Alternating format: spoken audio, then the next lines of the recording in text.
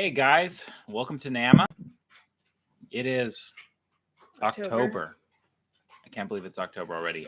We do not have this shared on any of our groups yet. You want to open your computer? Yeah.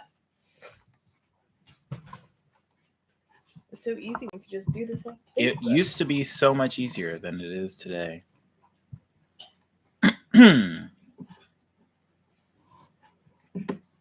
Okay, so if you're seeing us live, let us know. Obviously, there shouldn't be really anyone watching yet. I just sent the We'll link have to over. repeat ourselves. Potentially.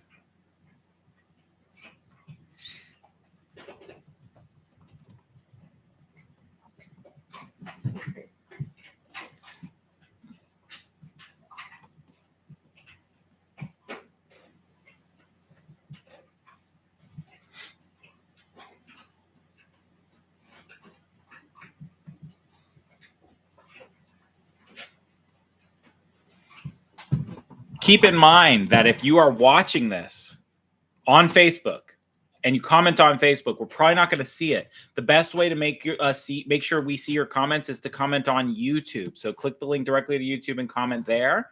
We'll try to answer our follow-up questions there. We'll do our best to keep track of the Facebook post in case any follow-up questions or anything comes out. Hi, Lori. Hi, Judy. We should probably repeat Glad to this see again in a couple minutes. We should do what? Repeat that notice again in a couple minutes. We could also, I don't know, you could put it in the post. Yes. Welcome, guys, to NAMA. It's been a long couple of months, so we're hobbling this together. Natalie got back home moments ago from Wisconsin, judging. I had a hunt test over the weekend.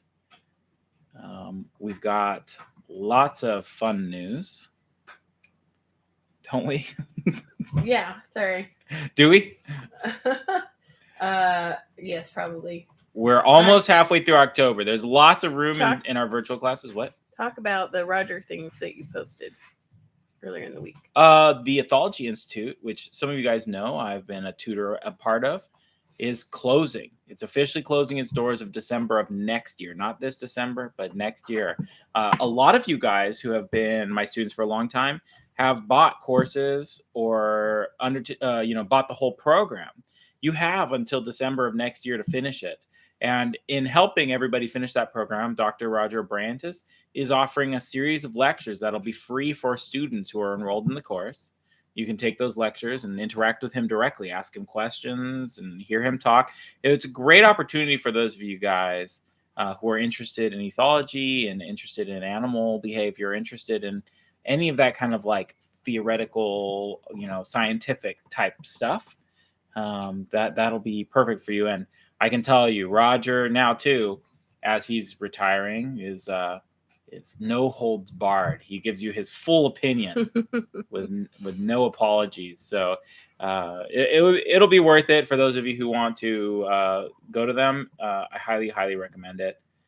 So consider it. What else? What else news do we have? Tris finally got to an NW2. Very exciting. Yeah. And Natalie's first opportunity to run her competitively. Yes. Let's see. You've got some seminars coming up. I do. And let's see. I think 2 in Pennsylvania, 1 in Cincinnati. Yes. I'm going to be going to California, it looks like, in December. Very tentative on that. And my availability will be quite limited. I might do a couple workshops and a few private. So if you want to be on the California shortlist, make sure you guys let me know. And by the way, hi, Julie and Sprinkles and Mochi. I'm going to California to do some horse training. I want to, brush up on my horse training skills and potentially bring my horse back to Missouri with me and maybe even get a new horse. Well, I'm thinking about all that stuff. Anyways, I'm going to be going to California, and I will have a little bit of limited time for training for those of you who are interested in it. And it looks like I may also be going to Florida in January for some hunt training. But I will also potentially have time for some lessons while I'm out there. So if you want to be on those lists, Beth, it might be a fun time to take a trip to Florida. I know you have some friends down there. Maybe we can have The best time of year to go. to Cavalier Camp 2025. 2026. I guess it would be 2026. Okay. What else? Sorry, people are having trouble finding I'm going this. to be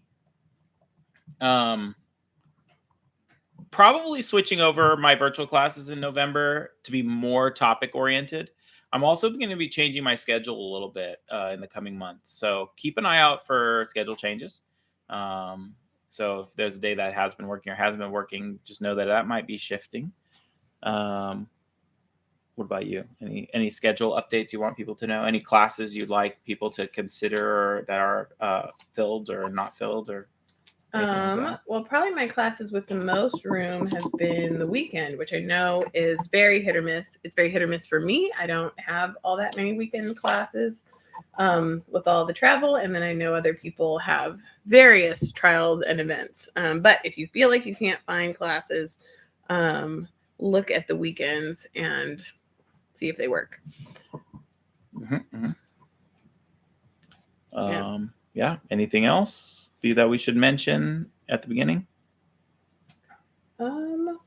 Did you have a walkthrough video picked? Did anybody submit any? No, we have other questions.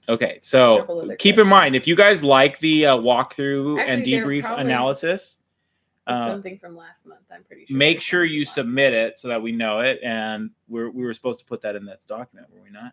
Yeah, I think it's right here. Oh, okay. So I guess we do have it. Assuming this isn't the one that we did last month. We've been gone a lot. We have been. And maybe we're not prepared for this month.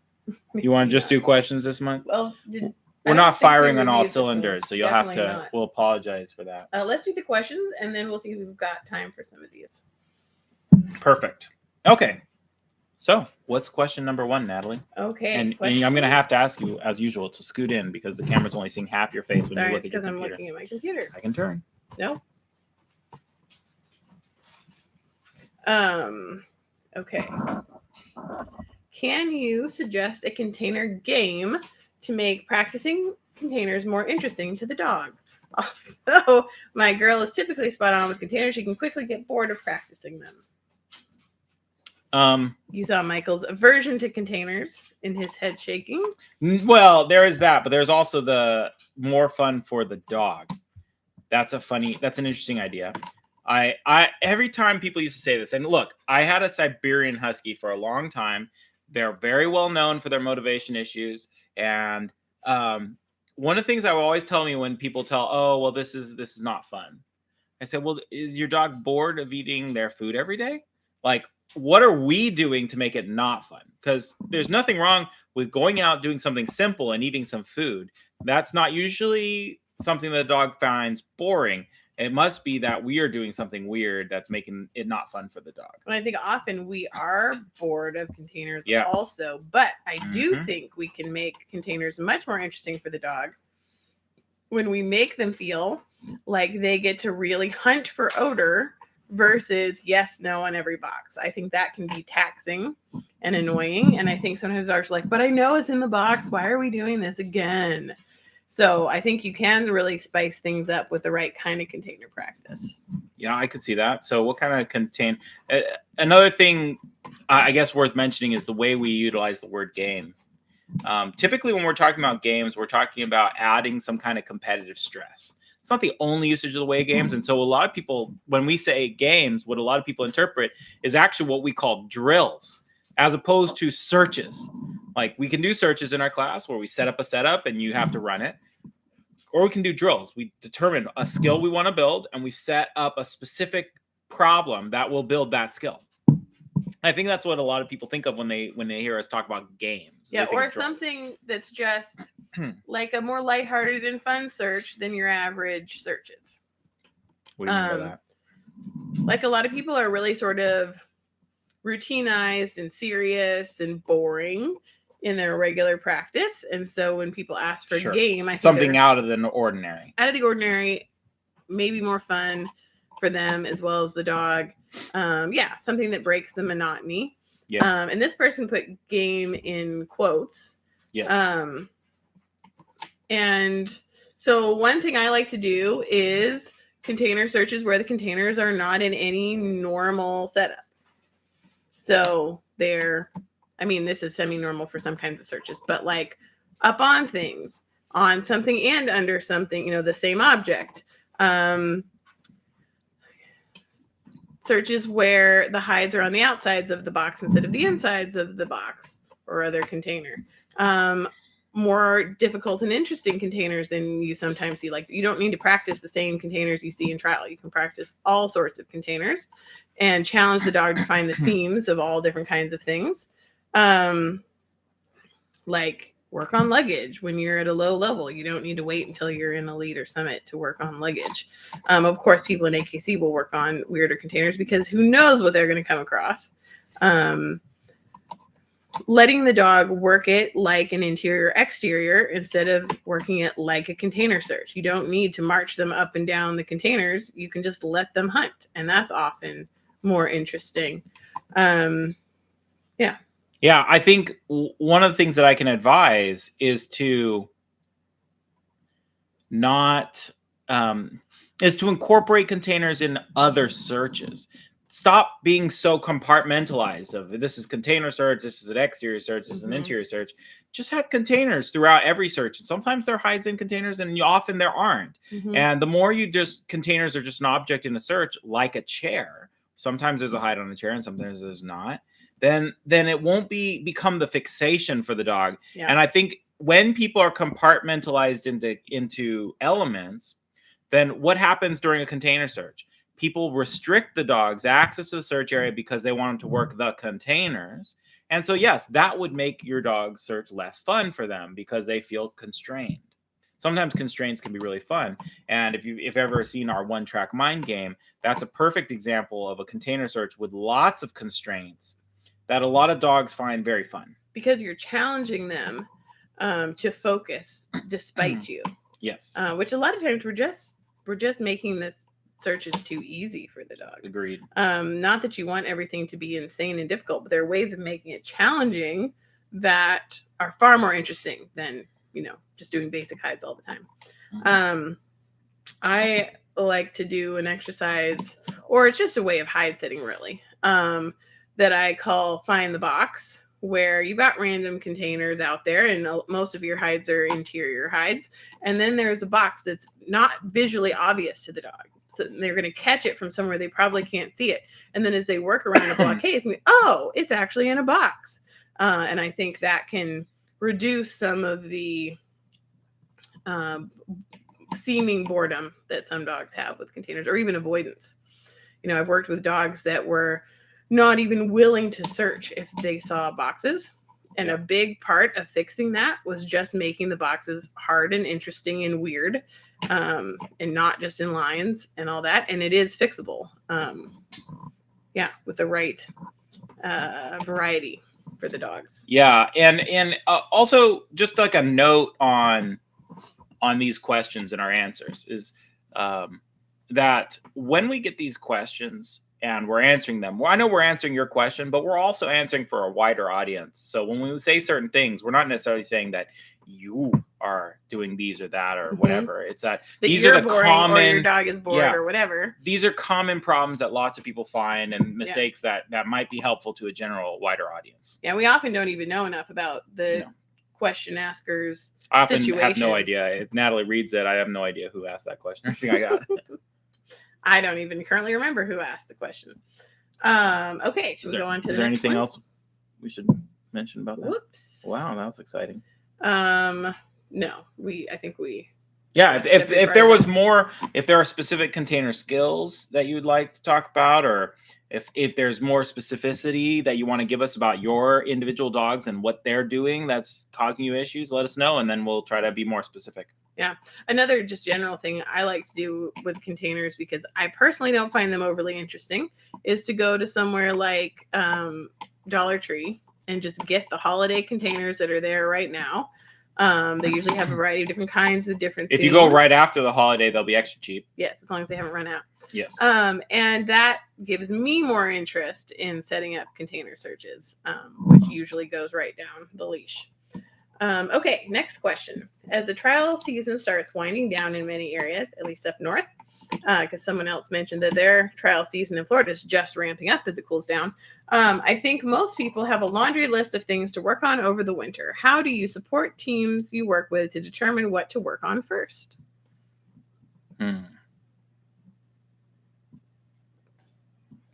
I think we did not that long ago a NAMA about trial recovery. A year ago. Wow. Yeah. Jeez. Thanks. And I would say it's a good idea, no matter what you discover, to start there. Start with those exercises. It might also be fun to, like, if you're an instructor, one of the great things to do outside of trial recovery is like, okay, let's do a whole class series on relayering foundation. Go through the entire intro, whatever your intro curriculum is.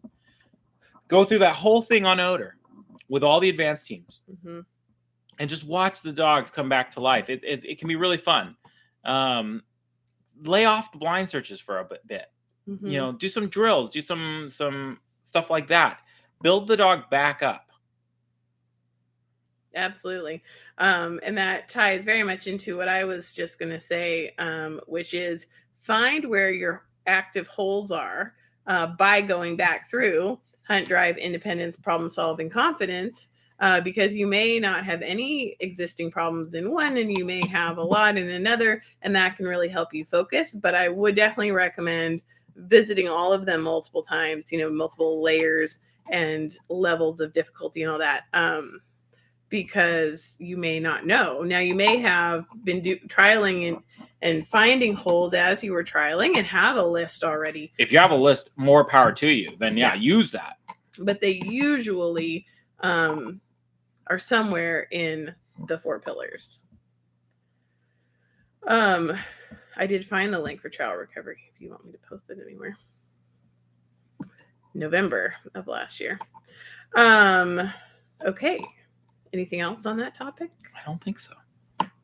All right. Now we get into a slightly controversial question. Do you think rewarding at source is critical? Could you talk about placement of reward in your system and how you view it? Lots of people have very strong feelings about this, both at and away from source. What do you mean by critical? Is it going to make the difference between top team and a not top team? Probably not. That's probably... Does it add some clarity for certain dogs at certain times? Yeah, absolutely. I think I look at reward placement the same way I look at reward placement in my obedience training. When I'm teaching a dog to heel, I have like 18 different ways I can reinforce the dog at any time. If I want to pull the dog forward and make them forage a little, if I need them to lag a little bit, if I need them tighter into my body, if I need them a little wider, I have a bunch of different ways. If I want the dog more excited, less excited, I have a bunch of different ways to reward, placements to reward, all sorts of different things. And timing, yeah, we don't even need to get into timing. We just focus on placement for the time being. And I think the same should be true about nose work. I am and have always been a toolkit trainer. The more tools you have in your kit, the more you understand how to use the tools in your kit, the better trainer you're going to be. So who cares about reward at source or reward away from source? I don't care. What I care about is what are the pros and cons of each, and can I pull them out at different times for different dogs to get something good? I've been showing a lot of people recently throwing treats either at or away from the odor, both of them. And people have been having lots of success with them. Now, at some point, am I going to see like you need to pay at source? Yeah, absolutely. Depends on what we're working on. Why with what dog? So yeah. And I think first, this is going to be an extra controversial thing to say. I wonder. For some, hit me with your best shot. For some, not controversial for you. I think for some people, a focus on reinforcing at source is to cover up for bad timing. Yeah. But it won't fix it. No, your bad timing will still hurt the dog. I don't care how much you reward at source. It may help in some ways, and it may help people have a focus on source that they need. But if you are using it to cover up poor timing, then it's really the poor timing that you need to fix. And if your dog is confused about source, another way of saying this, if your dog is confused about the criteria of sourcing, it is probably much more about your timing than it is about where you're paying them. That's probably true.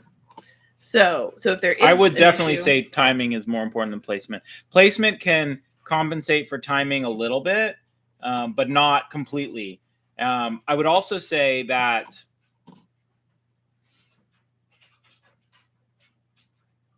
if you, this will be really controversial. If you build the right relationship with your dog and you build the right foundational skills, both your timing and placement are less important because the dog will be actively trying to figure out what it is that you want instead of just randomly associating rewards with behaviors. Instead, they'll be like, oh, what did they mean by that? Mhm. Although I think that partially depends on the dog, their personality, what kind of intelligence they have. So that's going to be easier for some dogs than others. For some dogs, I think that's why some dogs do so well, and it's almost baffling because if you watch the training, you're like, oh, like I'm not sure I would understand what the handler wanted there, but the dog gets it because they have that relationship with their handler and with the job. I'm sure you guys have seen that. You've seen that handler with the dog who their handler's timing is so off, and the dog's still getting it. Mhm. The dog's still getting it. Yeah. And you probably wondered how. And it's like, it's because the dog's trying to figure out what the owner wants instead of just like guessing or doing other things. Yeah. And there are a lot of dogs who are just looking for like a shortcut to like get what the handler wants. And they end up doing a lot of guessing and getting it wrong because they're just in guessing mode and not in like learning and understanding. And I think with those dogs, there's a lot of nervousness about allowing the dog to get frustrated because they're guessing wrong. And sometimes the best thing you can do for a dog who's guessing is just say, I'm going to wait until you stop guessing, and then I'll tell you what I want. Like, guessing gets you nothing. Yeah. And honestly, that's like 90% of what we do with problem solving in our workshops and stuff like that is we set up drills where the handler has to sit in a chair or do something like that. And they're not allowed to do anything until the dog gets it right. And all that guessing the dog does is they get mad, they get frustrated, they bark at the owners, they shut down, they act like I'm so sad, I can't do anything. But you wait them out and they figure it out at some point, and then we can help them. Because they go back into trying mode instead of guessing mode. Yes. We have a follow-up question. So by timing, you mean rewarding at arrival at source rather than the communication piece? Not necessarily. Sometimes the communication piece is what I'm looking for. I think you have to time your reward based on what skills you're trying to build. So by timing, what I mean is because we can't speak English to our dogs and have them understand concepts. What we're using timing is timing communicates to our dog in lieu of words. And timing doesn't just mean timing of feeding the dog. It also means timing of not feeding them and timing of when to step in, when to not step in. There's all sorts of timings that come into play. For example, this one people get stuck on all the time. We have our basic multiple hide drill. You got 2 hides. The dog finds a hide. We're paying. And now it's time for us to leave this hide. And we're not going to pick up that hide. So we wait for the dog to leave. The timing of the dog makes an attempt to leave and you step with them, that timing is hard for people. Yep. If you take the step first, then the dog follows you. If you take the step late, then the dog doesn't get the support they needed. You have to take that step at exactly the right moment, or it doesn't work. And when I tell people that's an important reward for the dog, the timing of that step, people get confused and they think they have to say good dog and give them a treat or things like that. No, that's not what timing is. So much more of that. Timing is more to do with, for me, it's like getting your emotions right. Like, I'm happy that you did that thing. So let me give you a couple examples in regards to your exact example. So let's say one of them is going to be more controversial than the other. Let's say I got Maggie, my bulldog, and she's a little nervous pushing into a corner. Okay. Well, and here's a good example. It might not even be arrival at source. It might be the dog pushes in, and at that moment, wow, what a good dog. I pay them, even they're not at source, because they made an attempt to push. Okay. No, because you were working on something that because wasn't actually I'm working on it. because that's what I'm working on. That's what I'm trying to communicate. Is that I'm proud of you for pushing in, and that's where you're going to get paid. And maybe in that situation, I might intentionally pay at source with my placement because my timing was rewarding the dog for pushing in, but the placement should be at source. Maybe not. It just depends. Or it might be that I'm building a dog up for ORT, and I'm helping the dog understand, one, they can't arrive at source because the source is inside a box and they're not going to get into it. And that in order to get their payment, the dog has to communicate something to the handler. Because yes, the handler can get really good at reading the dog, but the dog who understands that my owner will pay me because you're going to pay them. So once the dog understands that, it's good for them to understand I found the box, and if I let my owner know that, I'm going to get my treat. I'm going to pay them for the communication piece. Well, whereas I would normally pay them for seaming the boxes, that they're figuring out that it's still a communication piece. Yes, it's a different kind because of communication the dog that I want. Can seam it without being as exaggerated as we want them to be, and we're asking them to be more exaggerated because that's the version of communication we want. Yeah. It's still the communication piece. But it's in a different direction. And so that's why it's important to be clear on what you are wanting to pay. And also, like, we talk a lot about, like opening up an accessibles to let the dog get to source and being able to pay that arrival at source. But then there's also whatever percentage that particular dog needs for their understanding of not paying them for getting to source, of paying them for bracketing and trying to get closer and staying connected with that problem. Yeah, what if it's 16 feet up in the air and there's no way for them to climb up, and it's a Newfoundland and you can't push them up there, right? So what are you going to do?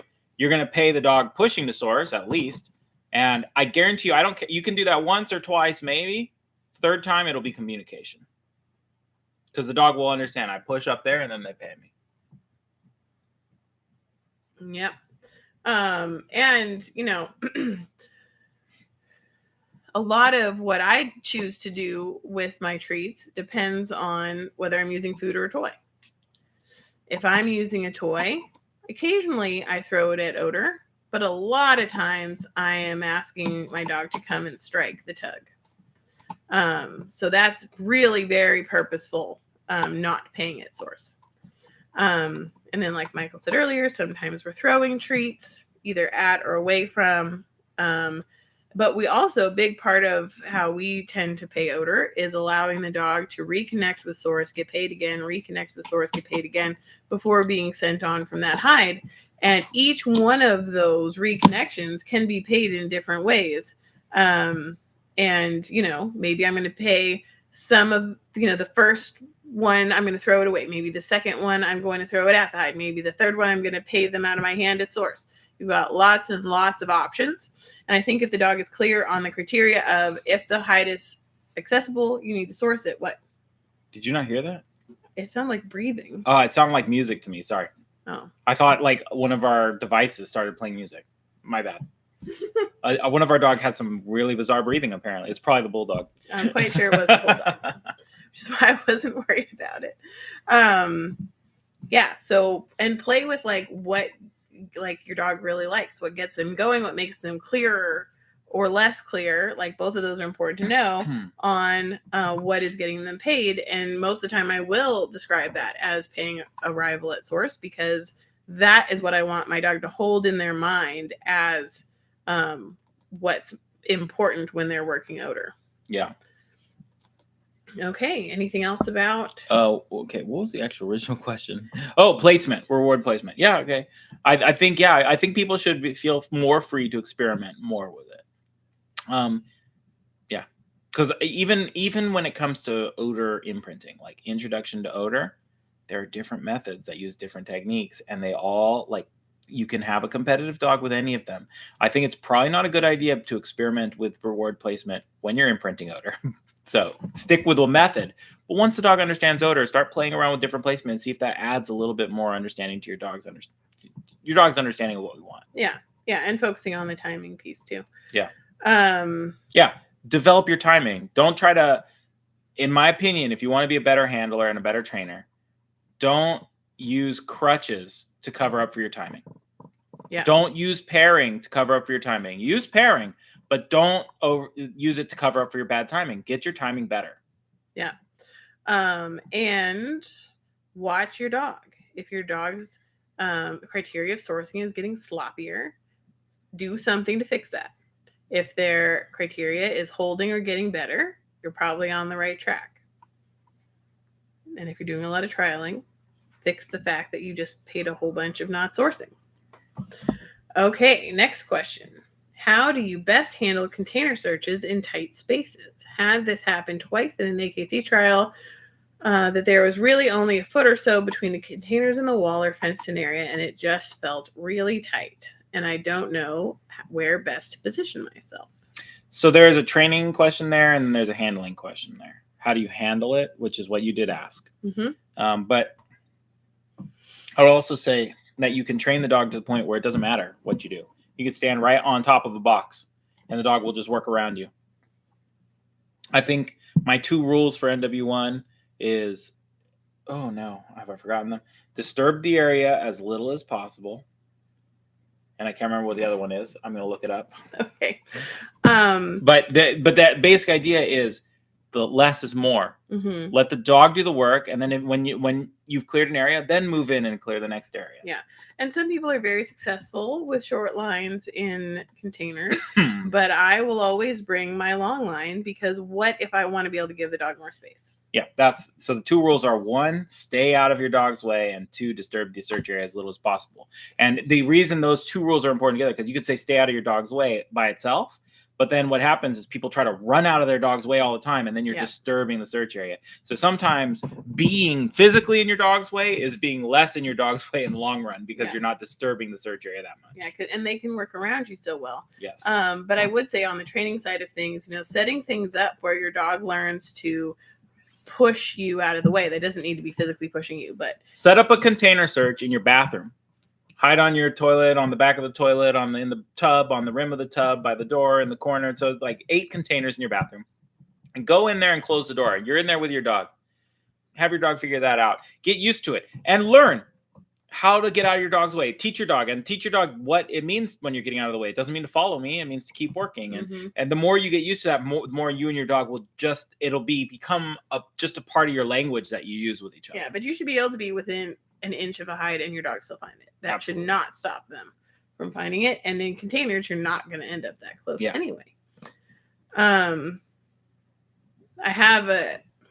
don't know if I should even say this, but from a rule book perspective, the containers should have more space around them than that.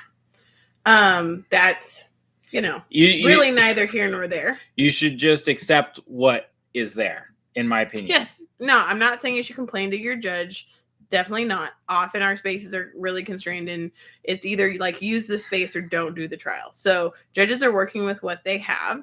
But if you're finding yourself like going to the same trial site all the time and they never have enough room for containers, maybe that's not a trial site you want to go to. Maybe you can learn how to train yourself to the point where you can be the one person who titles in that location every time, because you and your dog can work in those tight spaces. Sure. However you want to approach that piece. And I think, some people, sometimes, people aren't, the club may not have thought about the extra space needed on the sides or whatever, it happens.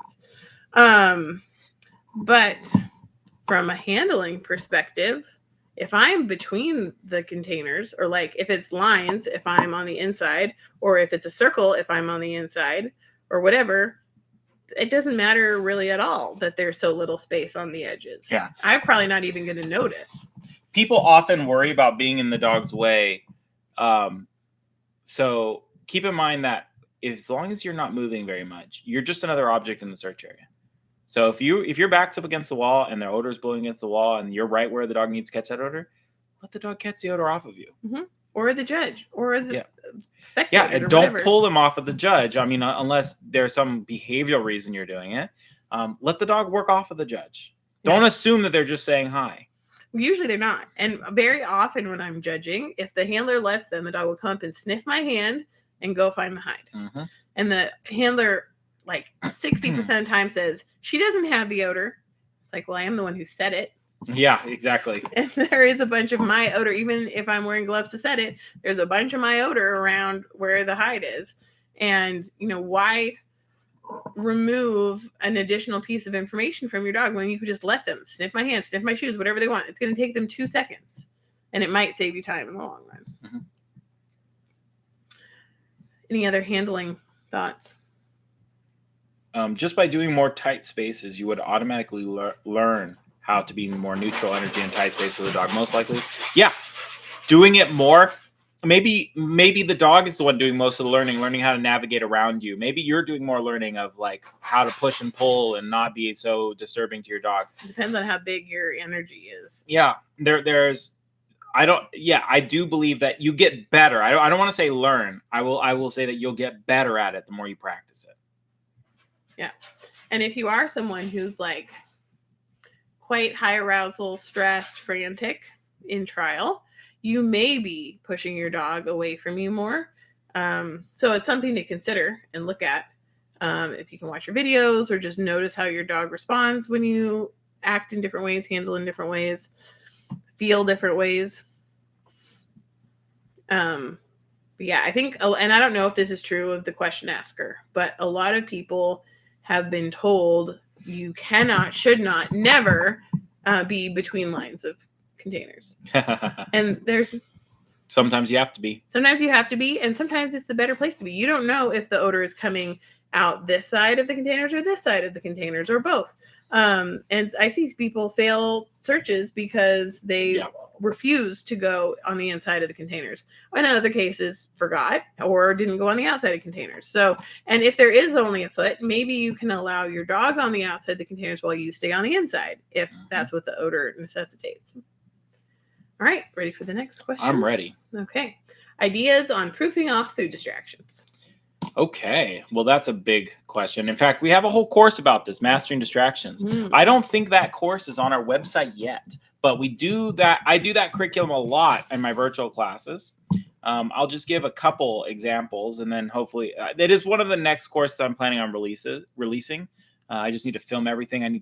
I'm planning on doing that with Maggie and Tris because they're both working on NW2.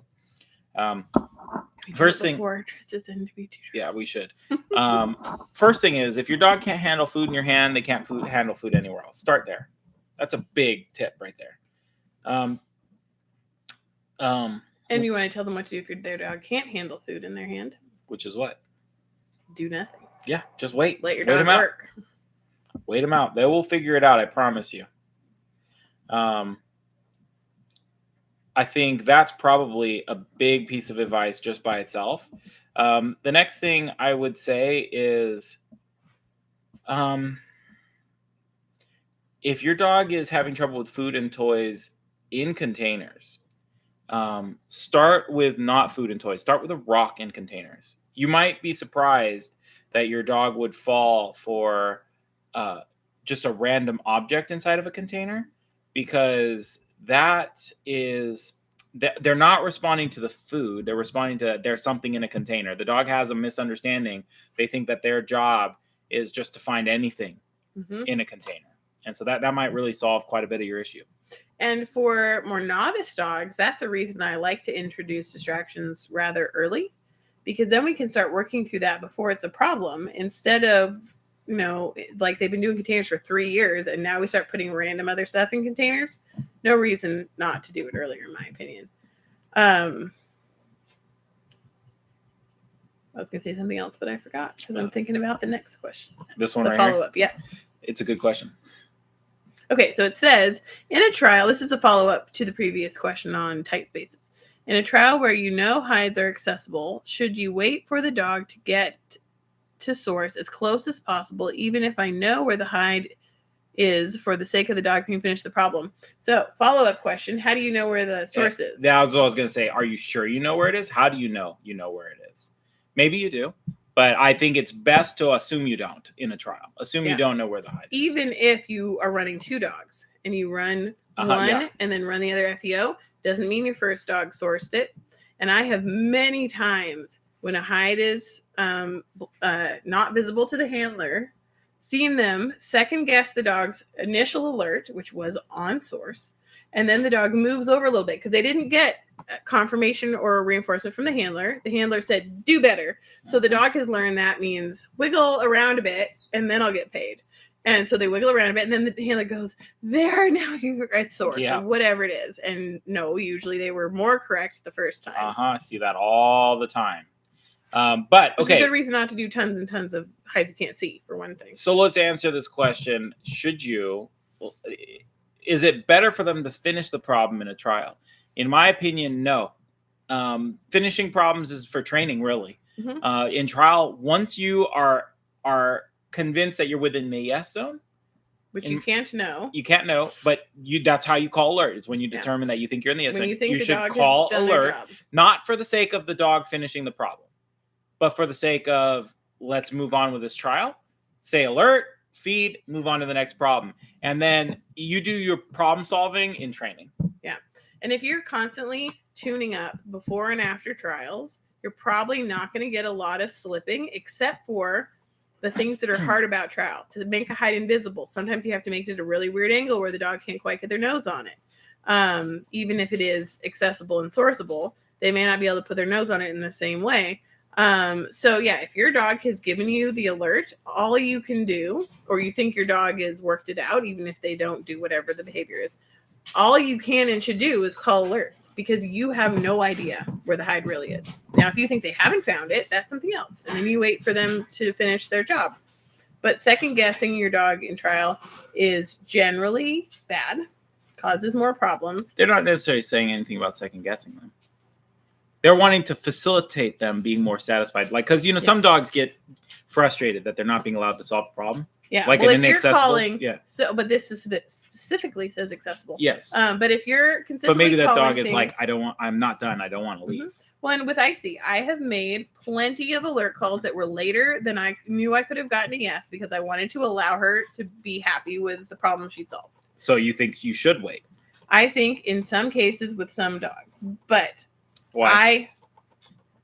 Because I could see her degrading through trial days when I wasn't letting her finish the problem to her satisfaction. Interesting. But in Elite, I had to do a lot of, sorry, we're done with this hide, you need to go find something else, because she was never going to get there. And that was frustrating for her for a while. I had to kind of help her work through that. Yeah, I think you should work on that in training, so that the dog. So that, but I don't think you should. If you see your dog is degrading in trial, obviously salvage the trial. But I would say it's better to anticipate that problem and make sure your dog is okay with not finishing every problem. Yeah, but I also enjoyed the champagne problem of a dog who cares absurdly much about getting to source. Because it made reading, I could actually call alerts faster because I could read it faster. Even though I did a few times let her work longer than I absolutely had to. But it also saved me on some spots where I might have called too quickly and made an error. Because she's super over dramatic. For sure. And so letting her work until she felt done with it was more accurate at times. Right. So I think there's some wiggle room there. But I also think if I'm going to trial, I want to try to win. So I'm not going to spend 30 seconds waiting for her to solve a problem. Yeah. I'm going to call it and say, so sorry you didn't get to solve that. Let's go solve something else, hopefully. Yeah. So she says, the hide was deep in a cabinet, but accessible. She kept bouncing back to the cabinet. I let her work until she had her nose on source, but knew or think I knew that it was the cabinet. Okay, so I'm assuming it was an open cabinet, just a bit deeper. And so you waited until she put her nose in. Now, I judge a lot of those sorts of problems where the dog gets deep. They don't necessarily get their nose on source if it's in a kind of a weird position. Now, your dog may very well have. I'm not second guessing that she didn't. But depends. How much time is that eating? Is your dog giving you some timing that you could call it, or is she bouncing back and forth so much that you're going to get aware? If my dog is mid bouncing, I'm probably going to let them narrow down a little bit. But it's so case dependent, dog dependent. Yeah, I would agree with that. Yeah. Was that our last question? We were sort of talking about food distractions, and I got distracted by this question. But I think we talked Did you say everything you want to say about food distractions? I think we gave a couple good drills and Yeah. promised to work on that mastering distraction. I'm hoping my December, not November, my December is going to have a little bit more time for me to film more lessons for the website. So stay tuned. Hopefully. One thing I'm not sure you said, so I'm just going to repeat it, is that a big part of fluency with distractions is understanding that the route to food or whatever the dog wants is through source and not by trying to break into things. So I like to do like stations where you have like a food distraction and a hide that are like a couple of feet from each other. So if the dog gets kind of stuck, maybe they'll pick up the odor and be able to work over to it a little bit more easily. And then just get repetitions. Like I'll set up 4 of those maybe. And sometimes the food is higher and sometimes the odor is higher. And it's just like, if you catch a food distraction, work to odor, look for odor. Don't get stuck or stay focused on the food. That wastes time. It's not useful to you. Just get to odor as fast as you can. And I do think sometimes dogs get to the point where they're triggered by a food distraction to work harder for source if they make the right association there. I can see that. Alrighty. Let me really quick check Facebook because we did have something there earlier. Something we said before most of you got here was that we see the questions much faster on YouTube. So for future live streams, if you are able to comment on YouTube, we'll get to it more quickly. Someone said they're signed up for a trial recovery workshop with you in Pennsylvania. Good. We'll see you there. If anyone else wants to host Michael for a trial recovery workshop, you may do so. All right. When's the next one? The next one is, where is my calendar? November 17th. November 17th. 5 p.m. Central, as always. Yes. Can we come to Canada? We love Canada. Absolutely. Bring us out. I've actually never been to Canada, but Michael I've been has. once before. Yeah. So just bring us out. We'd be happy to come. Okay. See you guys on the 17th, and hopefully we'll see you in some of our virtual classes. Yes, and we'll plan to get to the trial walkthrough video that we already have that time, and then if there are any other ones that anyone wants to send us, we'll go ahead and do that. Okay. Bye, guys. Bye.